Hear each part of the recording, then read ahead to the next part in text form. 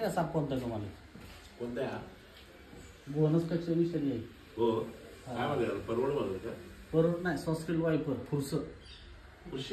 हा म्हणजे घोणच्या जातीतला आहे, पण घोणसपेक्षा विषारी आहे.